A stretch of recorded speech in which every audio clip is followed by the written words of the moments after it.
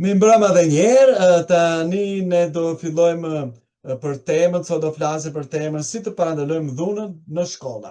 Është një temë shumë shqetësuese, një fenomen shumë shqetësues që ndikon negativisht në zhvillimin emocional, akademik dhe social të nxënësve. Ajo mund të shfaqet në forma të ndryshme, fizike, verbale, psikologjike, sociale dhe kibernetike.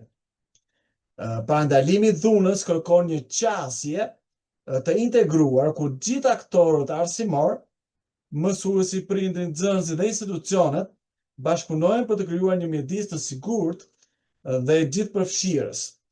Unë e zgjodha këtë temë për dhunën sepse e shikojmë, e dëgjojmë në lajme, e dëgjojmë në shkolla, në biseda me njëri tjetrin. Dhuna është përhapur shumë dhe është një fenomen vërtet shqetësues. Dhunën nuk e gjejmë vetëm në shkolla, e gjejmë në familje, dhunën e gjejmë në marrëdhënie në çift, dhunën e gjejmë në marrëdhënie shoqërore, dhe dhunën në forma të ndryshme e gjejmë kudo. Madje edhe në qeveri, në pushtete, në të ndryshme sociale, dhuna është kudo në shoqërinë tonë fatkeqësisht. Dhe prandaj edhe ne do reflektojmë për dhunën. Kam bërë një kërkim të shkurtër për dhunën. Nuk jam ekspert, nuk kam mbaruar, studiuar mastera e doktoratura për dhunën, por kam bërë këtë kërkim dhe jam shumë i kënaqur që ta prezantoj me ju këtë kërkim. E di që nuk do i them të gjitha gjërat për dhunën, e di që do ketë shumë gjëra se për dhunën e mund bëjmë seri, seminaresh, leksionesh, prezantimesh, edhe prap nuk do t'i themi të gjitha, por jam i bindur që do keni frymëzim për të kërkuar më shumë, që ju të kërkoni më shumë edhe për dhunën, për të mësuar edhe më shumë në punën tuaj, në praktikën tuaj. Po pikë së pari, do thoja që pyetja e parë që ne shpesh bëjmë si mësues dhe si qytetar të thjeshtë, si prindër, si kushdo është që pse një fëmijë bëhet i dhunshëm? Kjo është pyetja kryesore. Besoj thelbi është rrënja, është baza që ne duhet kuptojmë dhe për këtë mund të shkruash libër, kuptoj, edhe mund të bësh dokumentare, kërkime, nga më ndryshme. Por shkurtimisht unë kam nxjerr 6 pika që pse një fëmijë bëhet i dhunshëm. Edhe ne si mësues duhet i kuptojmë këto gjëra dhe t'i shikojmë me vëmendje. Arsye e parë është mungesa e dashurisë dhe vëmendjes në familje. Ju e dini që familja është baza e shoqërisë, familja është baza e edukimit. Thjesht ne si mësues ne ndërtojmë mbi bazën që familja ka bërë. Por nëse familja s'bën asgjë, na duhet ne si mësues të ndërtojmë diçka si bazë, por që është shumë e vështirë. Por një nga arsyet që fëmijët bëhen të dhunshëm është se kanë mungesë dashurie dhe vëmendje në familje. I dyta është modelimi i sjelljes nga të rriturit. Ne e dim shumë mirë që fëmijët imitojnë të rriturit për çdo gjë dhe në çdo gjë dhe me shprehje të gjitha dhe kjo është arsyeja, pra një arsye shumë e rëndësishme. Sepse nëse fëmijët shohin prindrit, mësuesin apo figura të tjera duke përdorur dhunë verbale, apo fizike, apo kibernetike, ato mund të imitojnë këtë sjellje duke e konsideruar normale. Fëmijët mendojnë që po e bën babai, e bën nëna, pse mos a bëj edhe unë, e bën mësuesi, e bën mësuesja, e bën politikani, e bën mbreti, e bën ministri, e bën polici rrugë, pse mos a bëj edhe unë. Okej, po i fusim të gjithë. Ne të gjithë jemi shembuj, ne të gjithë jemi modela. E treta është stresi dhe trauma, kanë pritimi ndarjes së prindërve, për shembull, humbjes, varfërisë, dhunës në familje apo abuzimit mund të shkaktojë ndjenja të forta zemërimi dhe pasigurie që shfaqen si dhunë. Pra, ne e dim shumë mirë ku ka përjetim darje, divorci, ndikon tek fëmijët, dhe ndikon fëmijën dhe fëmijën ndihen që prindri po ndahen për shkak të tyre. Fëmijët që janë 10 vjeç për shembull, 12 vjeç, diçka e tillë. Adoleshentët ndihen të pahaftë që prindrit nuk po i mbajnë dot të bashkuar. Dhe kështu ata kanë inat, zemërim, dhe këtë zemërim nuk dinë si ta shprehnë, e ndihen të bllokuar dhe na stresi, trauma e ndarjes, e divorcit në të prindërve, dhe ky zemërim pasaj ngacmohet në i gjë vogël në shoqëri, në shkollë, apo në mësusja, apo në i qeshin i shaka pa krip, dhe pasaj shpërthen. Në zemërim shpërthen pasaj dhe nuk e komandon dot, nuk e kontrollon dot. Sepse është ajo e katra që vjen natyrshëm pra në këtë faktor, pra që pse fëmijët bëhen të dhunsh, është mungesa aftësive për të shprehur emocione. Fëmijët nuk dinë të shprehin zemërimin. Fëmijët nuk dinë të shprehin zhgënjimin, trishtimin, frikën. Fëmijët nuk dinë të shfaqin përmes sjellje pozitive, shfaqin përmes sjelljeve agresive. Për shembull, dikush u thoshte, kam shumë energji, jam i inatosur që nuk arrit atë që dua. Edhe them, okay, unë e kuptoj që ke shumë energji të madhe, të pashteshme.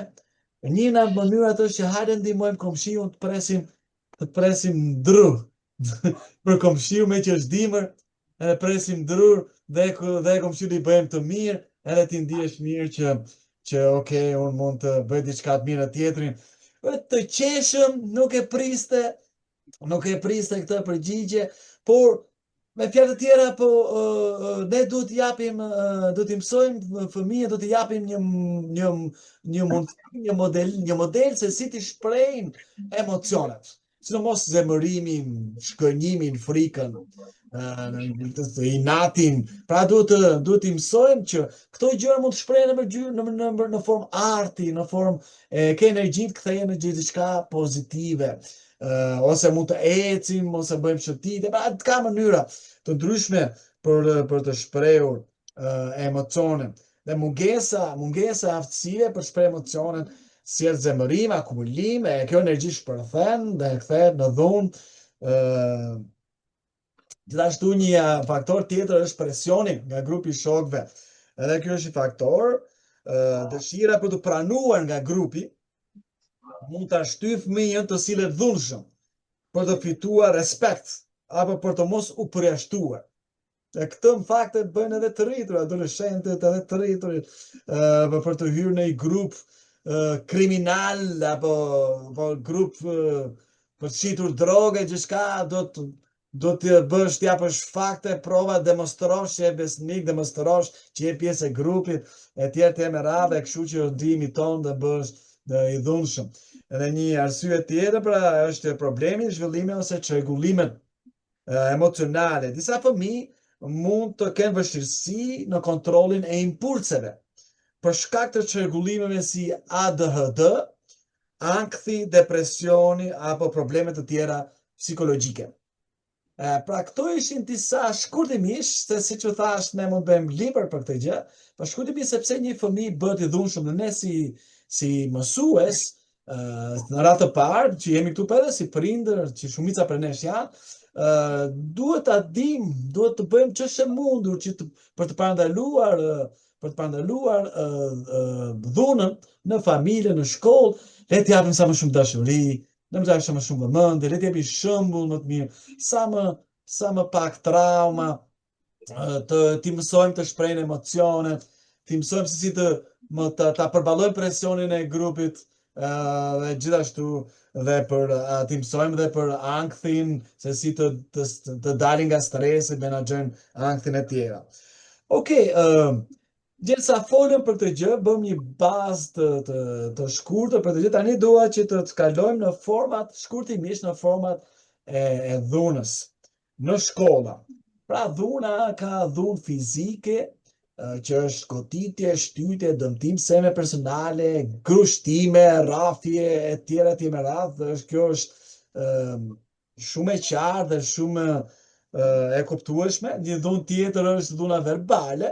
Dhuna verbale pra hyn përfyrjet, kërcënime, talljet, përqeshje, dhe kjo është një formë dhune, që është një dhunë që hyn në bullizëm, po edhe mësuesin nga njerë e përdorin të kundra nxënësve,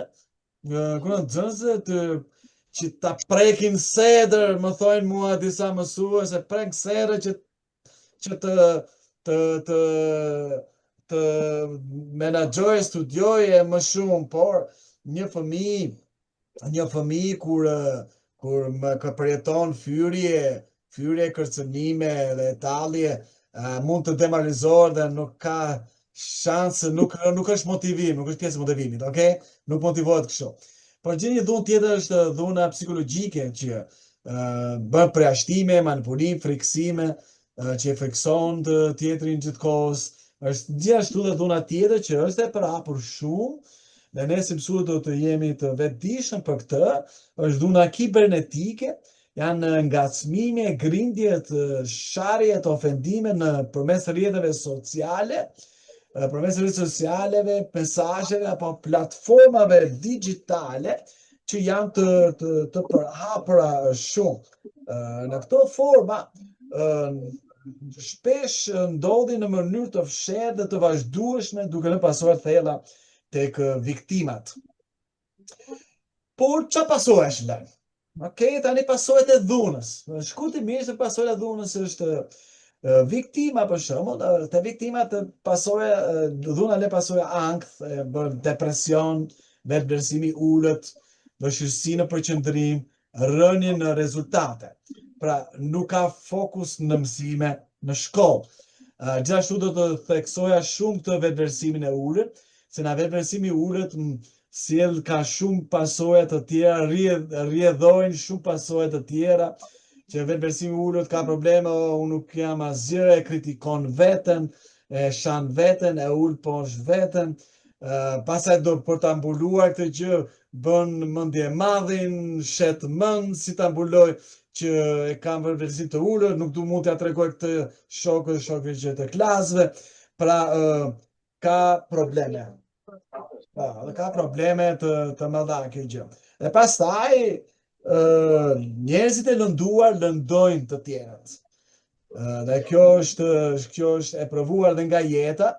Në përgjithësi njerëzit e lënduar pa dashje ose me dashje lëndojnë një tjetër, se nuk e thojnë atit, nuk e kthejnë atit që përëndon, ose asa që përëndon, për lëndojnë, e shfrynë, si thua, lëndimin të një tjetër që nuk ka faj, nuk ka lidhje me lëndimin që ti ndjen.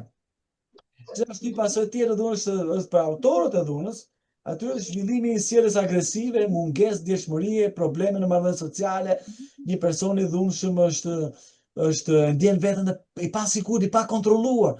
Unë s'kontrolloj dot veten, edhe ndihet dhe keq, si ka mundësi që unë kam gjithë energji të dhunshme dhe se kontrolloj dhënë, dhe patjetër që nuk e kontrolloj dot dhunën, patjetër që askush nuk mund të jetë në shoqëri e ngushtë me një person të dhunshëm, dhe të ketë probleme me marrëdhëniet shoqërore, sociale, edhe për autorët e dhunës. Ne madje nuk diskutohet që as për martese, për tjera me radhë nuk arrin gjë. Pra, është i pasojë e dhuna, e gjithë ka pasojë, se kanë ndjenjën e fajit, kanë ndjenjën e fajit, të frikës, pasivitetit, ndaj padrejësive, që ndihen pse nuk ndryva, pse nuk parandalova, pse nuk e bëra këtë gjë, unë jam njëri i dobët, kritikon veten, edhe ka pasoja, edhe dëshmitare, i një dhune, çfarë do lloj dhune.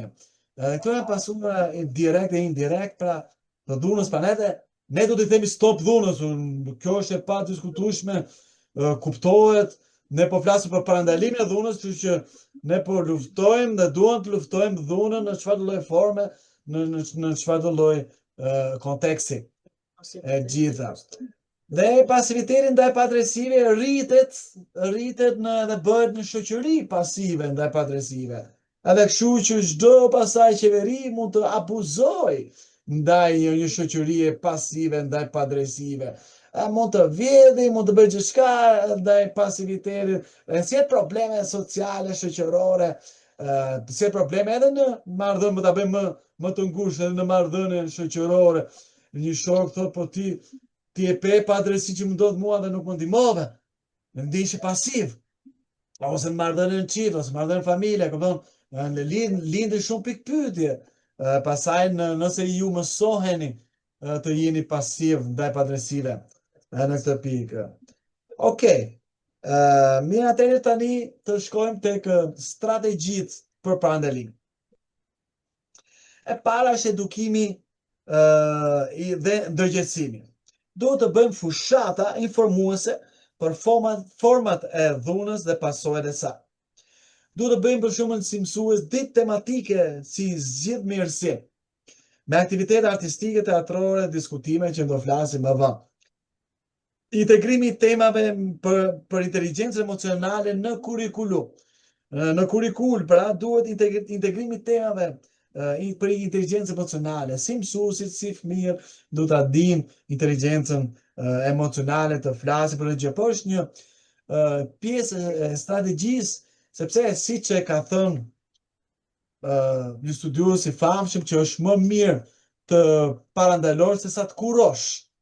Dhe ne përflasim më shumë parandalimin, po edhe për kurimin, ndoshta mund të bëjmë në diçka tjetër më veçantë, pra aty hyn psikologët më thellë, dhe mund të bëjmë diçka më shumë, po parandalimi është më mirë se sa kurimi. Dhe ne po merremi me parandalimin, pra ne duhet një strategji që duhet bëjmë një sa më shumë veten tonë në si të gjithë. Gjithashtu do të kemi politika shkollore të qarta. Rregullore kundër dhunës me masa disiplinore të përcaktuara. Do të jenë shumë të qarta. Mekanizma raportimi të sigurt dhe konfidencial.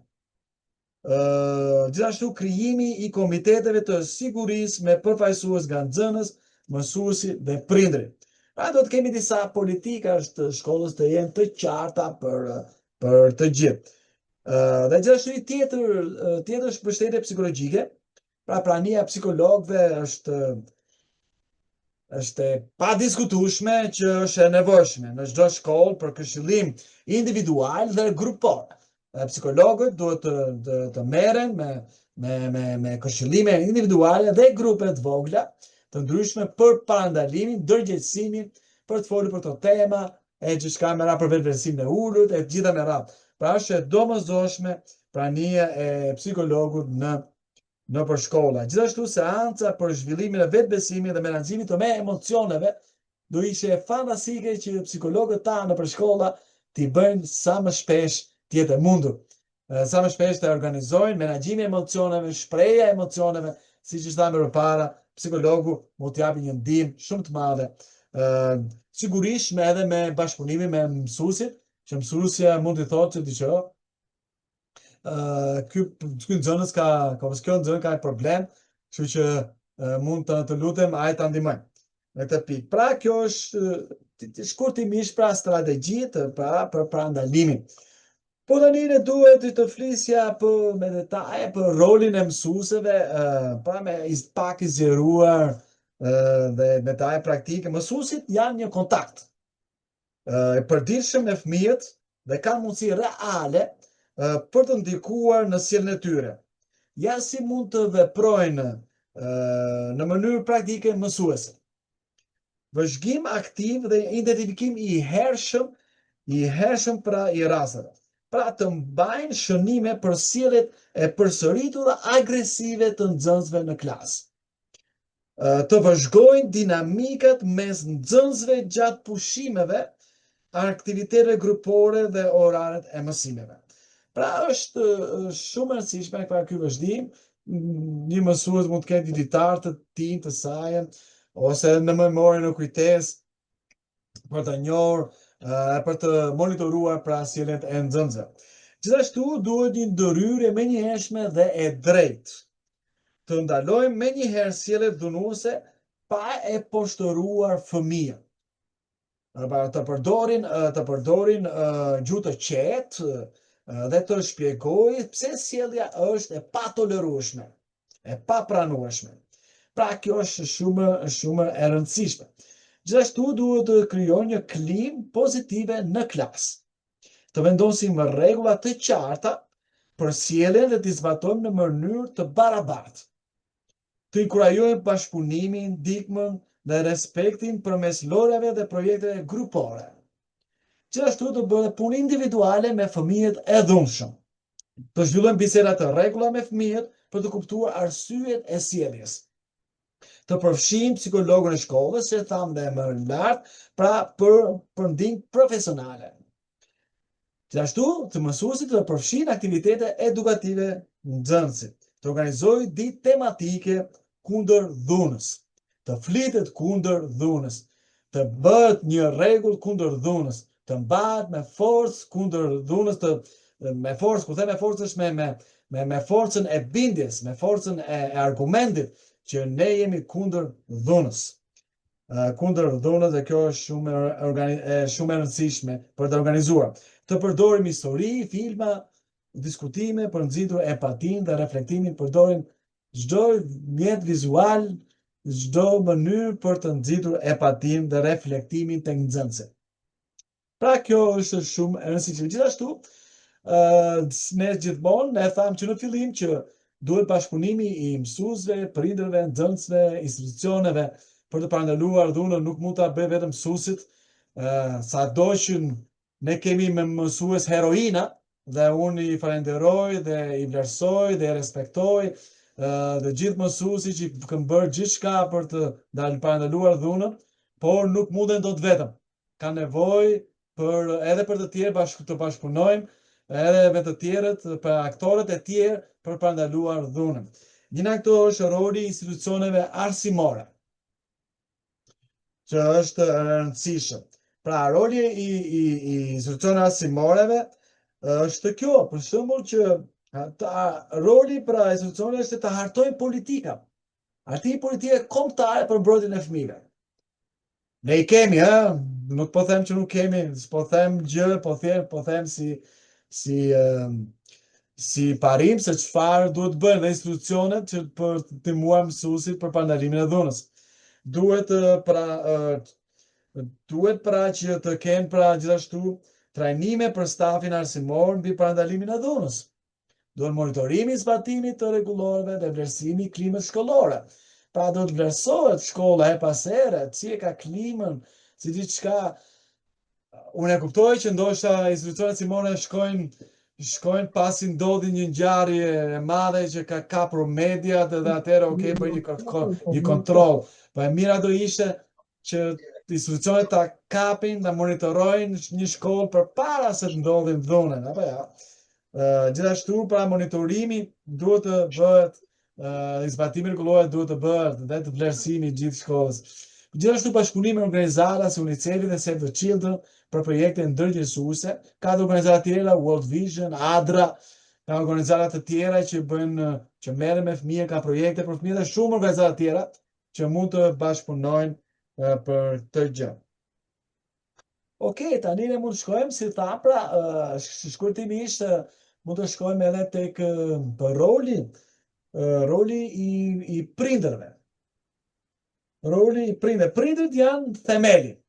Prindërit janë themeli i edukimit emocional të fëmijës. Ja si mund të ndihmojnë në parandalimin e dhunës prindërit. Okej, duhet të kenë komunikim të hapur të përditshëm me fëmijët e tyre. Duhet të flasim me fëmijët për ndjenjat, për vojat në shkollë dhe marrëdhëniet me shokët, të dëgjojnë pa gjykim dhe të tregojnë mirë kuptim. Pra, ky është roli i prindit që është shumë i rëndësishëm. Dhe në bashkëpunime me rolin e mësuesve, institucioneve, dhe ne mund të parandalojmë dhunën. Gjithashtu të bëjmë modelimi i sjelljes, të shmangin përdorimin e dhunës në familje, të tregojnë respekt dhe durim në marrëdhëniet me të tjerët. Dhe kjo është shumë e rëndësishme.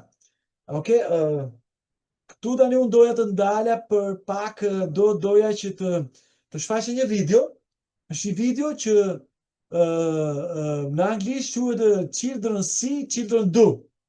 Pra fëmijët shikojnë, fëmijët bëjnë. Pra fëmijët bëjnë atë që shikojnë.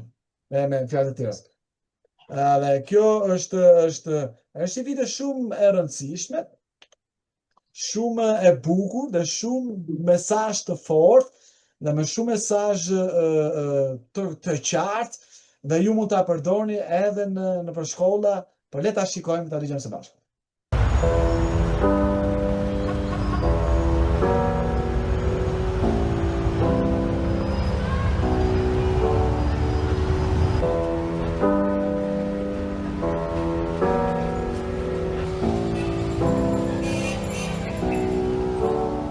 I'm a rabbit in your headlights, scared of the spotlight. You don't come to visit, I'm stuck in this bed. Are you looking where you're going? Thin rug Have you actually got a driver's license? I don't think so. Did you see it back then? No. she's crying. She cries when she's laughing. Get that thing! Get that thing to me! February fingers are sucking.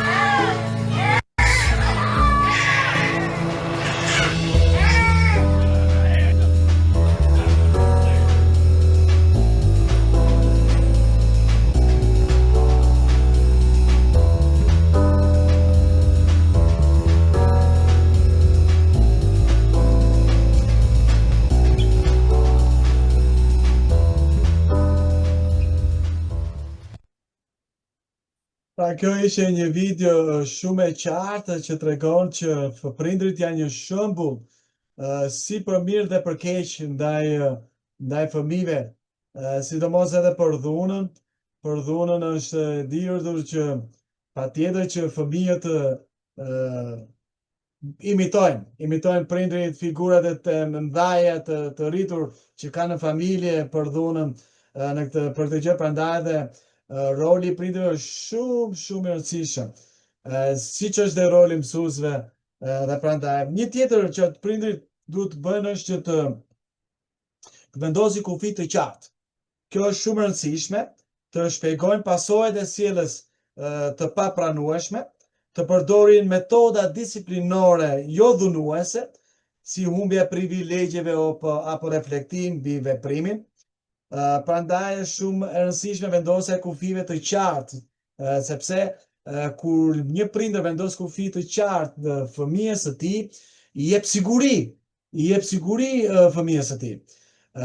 Dhe pastaj i jep dhe i mëson që është i sjellshëm, që të mëson që t'i bindet edhe kufive të tjerë të mësuesit apo institucioneve apo qeverisë, e tjera me shoqërisë, e tjera. Gjithashtu prindërit duhet të japin mbështetje emocionale dhe psikologjike, të ndihmojnë fëmijët të shprehë emocione përmes lojës, vizatimeve apo bisedave, të kërkojnë ndihmë nga psikologu nëse sjellja agresive vazhdon. Kjo është shumë e rëndësishme, po unë i flas shumë prindërve, sepse shumë prindër e vonojnë këtë, nuk duan ta çojnë psikologu, se ne kemi një kulturë dekurajuese për të çuar fëmijët e psikologu, se kemi atë idenë që te psikologu ikën vetëm rastet ekstreme, që ka probleme mendore, tjera me radhë. Por nuk është e vërtetë. Në Amerikë, për shumë, psikologu ikën një person që ndihet thjesht kam një ditë të trishtuar dhe duhet ikë psikologu dhe të flasë. Dhe ndjehemi vetmuar dhe shkoj dhe flasë. Nuk ka asgjë, nuk ikën për një njeri me probleme të theksuara mendore e gjithçka. O di për një njeri normal, edhe te psikologu, po ne nuk e kemi kulturë të, po ne si mësues e prindër duhet ta inkurajojmë që edhe njerëzit normal shkojnë te psikologu. Dhe kjo është e rëndësishme. Në gjithashtu, pas prindërit patjetër duhet bashkëpunojnë me mësuesin dhe me shkollën. Për këtë gjë të marrin pjesë në takime me mësuesin dhe psikologët, të ndajnë informacione për situatat e familjare që mund të ndikojnë në sjelljen e fëmijës. sepse mësuesi fundi nuk është në familje dhe nuk mund t'i di çdo gjë ç'a ndodh në familje. Prindri këtu duhet të shkojë dhe thotë dëgjoj, fëmia ne po kalojmë ca probleme në familje dhe të lutem më ndihmove ti hajt bashkëpunojmë që fëmia se kam frikë se mos shpreh, mos shkon në dhunë, gjithçka tjetër. Prindri duhet të shkojë te mësuesi dhe mësuesi, unë jam i sigurt që ju gjithë jeni mësues tu do bashkëpunoni, do ndihmoni, dhe jepni ndihmën tuaj të rëndësishme, kontributin tuaj për të gjë. Okej, por gjithashtu nuk është vetëm roli i prindërve dhe i mësuesve e institucioneve, është edhe roli i nxënësve. Nxënësit duhet të mësojnë, edhe nxënësit kanë një rol të rëndësishëm për krijimin e një mendisi pa dhunë. Duhet të refuzojnë pra dhunën si mënyrë zgjedhje. Të mësojnë të përdorin fjalët për zgjidhur konfliktet, jo dhunën. Të mos i mbështesin shokët që sillen dhunshëm. Gjithashtu duhet të mësojnë të raportojnë rastet e dhunës. Të flasin me mësuesin, psikologun apo prindërin kur shohin apo përjetojnë dhunë. Të kuptojnë se raportimi nuk është spionim, por ndihmë. Dhe kjo është shumë e rëndësishme sidomos në mes adoleshentëve. Unë kam adoleshent vet, pra fëmijët e mi, kam 3 çuna, para që nuk e din. Edhe gjithmonë më thonë, "O bab, unë nuk jam spion." Unë s'po them që të bësh spion, shumë mirë që nuk je spion, dhe unë besoj që nuk je spion. Por kam nevojë për ndihmë dhe për të ndihmuar kam nevojë për informacion. Se si të ndihmoj, duhet të vish flasësh se si të ndihmoj, se unë nuk e di gjërat. Unë nuk mund të lexoj mendjen e njerëzve. Unë nuk mund të lexoj mendjen tënde dhe nuk e di, unë s'jam i sekadoror me ty gjithkohës, nuk e di as mendjen tënde, as në jetën tënde i sekadoror. Nuk mundem. Kështu që duhet flasim, duhet komunikojmë dhe kjo nuk është spionim. Kjo është që ne ndihmojmë njëri tjetrin. Pra shumë e rëndësishme kjo gjë. Gjithashtu mbështetja për shokët që përjetojnë dhunë. Të tregojmë solidaritet dhe të përfshijmë në grup ata që ndihen të përjashtuar, të ndihmojmë në rikthimin e vetbesimit të viktimave. Gjithashtu të angazhimi në aktivitetet pozitive, të marrin pjesë në klube, projekte dhe aktivitete që nxisin bashkëpunimin. Pra vini re, nuk thash që nxisni garë, po që nxisin bashkëpunimin, se kjo është shumë e rëndësishme. Ne do të kemi sa më pak garë, po më shumë bashkëpunim në për shkollat tona, sepse është shumë e rëndësishme. Gjithashtu të zhvillojmë aftësitë sociale përmes loreve dhe punës në grup. Gjithashtu do të zhvillojmë empatinë, pra zhvillimi i empatisë është shumë e rëndësishme, të mësojmë të vendosim në vendin e tjetrit, për të kuptuar ndjenjat e tij, vishkëpucët e tjetrit, ose vishkëpucët e mia, atëherë ti duhet më kuptosh se mua shumë më mirë. Pra, gjithashtu të marrin pjesë në aktivitete që nxisin ndjeshmërinë, si lore, roli apo diskutime të hapura. Okej, gjithashtu ne kemi aktivitete, tani këtu kemi aktivitet praktike për parandalimin. Dhe kjo është, në fund unë e kam bërë këtë gjë edhe për bullizmin, edhe për konfliktet, dhe disa gjëra janë të njëjta gjë, po përsëritjes në nëdijes, por gjithashtu është shumë e rëndësishme që ta shikojmë me vëmendje këtë gjë dhe t'i zbatojmë edhe në praktike pas here. Pra aktivitete praktike për parandalimin është si dita e shkollës pa dhunë. Dita e shkollës pa dhunë është moto shumë e rëndësishme, moto e ditës pra është zgjidh mirësinë dhe jo dhunën. Për shembull, po japim këtu tani do gjenerojmë ide, do japim një ide, por nuk janë fikse, ju bëni si të doni. Unë thjesht qëllimi është thjesht t'ju inkurajoj që ju të aktivizoni, të krijoni vetë. Të krijoni vetë një ditë tematike, një ditë shkolle pa dhunë, një ditë ku ti bizeton gjithë shkolla, apo gjithë klasa, apo një grup i vogël, nuk e di. Po krijoni një ditë të tillë, dhe kjo është thjesht sugjerime, që do them tani thjesht për të nxitur krijimtarinë tuaj, që unë besoj që jeni shumë krijues, edhe mund të bëni gjëra edhe më të bukura se sa këto që do themi. Pra, zgjidh mirësinë dhe jo dhunën. Për shembull, nëse e zëjmë që shkolla e ka vendosur që gjithë shkollat mblidhen të bëjnë një ditë shkolle pa dhunë, edhe atëherë hymë që ftojmë drejtorin e shkollës, bën prezantimin dhe qëllimin e ditës, ftojmë dhe psikologun e shkollës që flet shkurt për ndikimin e dhunës tek fëmijët dhe rëndësinë e parandalimit të dhunës. Pastaj mund të shfaqin video sensibilizuese, shfaqje një video të përgatitur nga nxënësit do ishte edhe më fantastike me mesazhe kundër dhunës, intervista dhe skena të improvizuara me video. Fëmijët e adoleshentët e kanë qef të përdorin për video edhe për kundra dhunës dhe t'i nxisin sa më shumë fëmijë të angazhohen, aq më mirë është, ata do mbajnë mend që kemi bërë diçka kundra dhunës, e kemi folur dhe është në ndërgjegjen e tyre, në pavetdijshmën e tyre, gjithashtu edhe ata i ngulitin që po mesazhi që stop dhunës është shumë i rëndësishëm. Gjithashtu të bëjnë aktivitete artistike, ne kemi folur për moralin e mirësisë, morali stop dhunës, çfarë të dush mund të shkruajnë, nxënësit krijojnë një morale kolektive në një mur të shkollës me vizatime, simbole dhe mesazhe pozitive. Çdo nxënës kontribon me një fjalë ose figurë që përfaqëson paqen, mirësinë, respektin. Kemi materiale ndryshme, mësuesit ndihmojnë në koordinimin e vizatimeve dhe ruajtjen e disiplinës në klasë.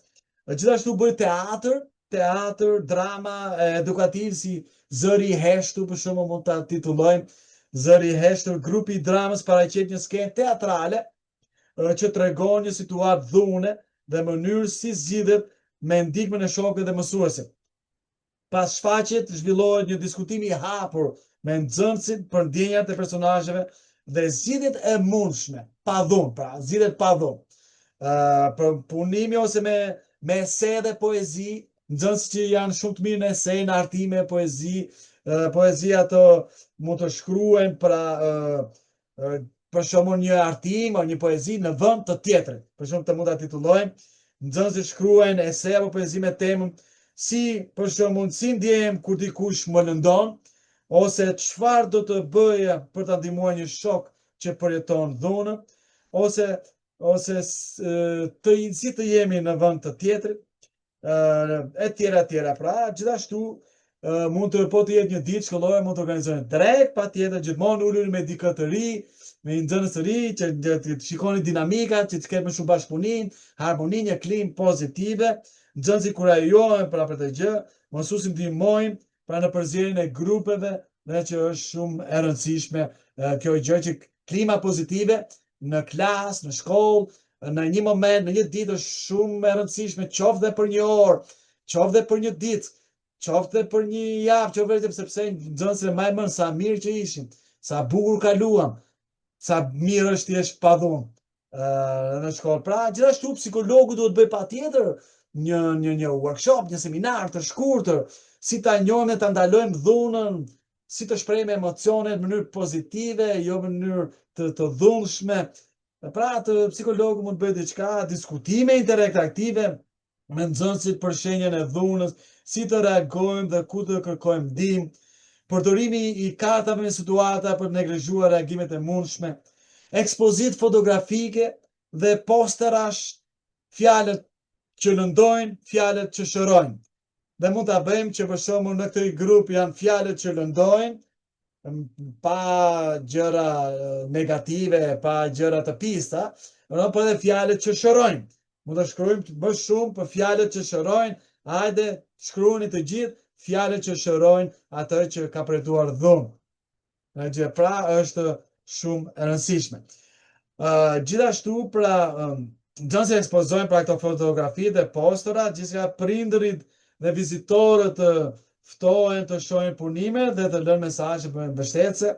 Gjithashtu në fund, nëse është ditë e tërë e shkollës, jepni certifikate të gjithë ata që morën pjesë, angazhuan në çdo gjë të vogël që morën pjesë, vlerësoheni, respektoheni dhe gjithë ata që kontribuan, dhe lexojnë mesazhe nga nxënësit për të mbyllur ditën kundra dhunës, fjalë inkurajuese dhe pozitive për mirësinë dhe dashurinë.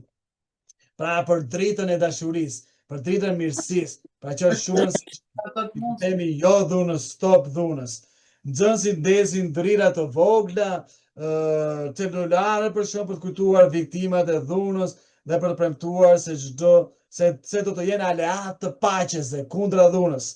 Çdo nxënës shkruan një premtim personal në një fletë, unë zgjedh të jem i mirë, apo e mirë, e drejtë, e guximshme, dhe do të them jo dhunës. diskutimi i hapur për fuqinë e fjalës dhe ndikimin emocional. Edhe këndi i ndihmës mund të jemi hapja e një hapësire sigurt ku nxënësit mund të flasin me psikologun, vendosja e një kutie anonime për raportimin e rasteve nxënësve, kjo është shumë e rëndësishme.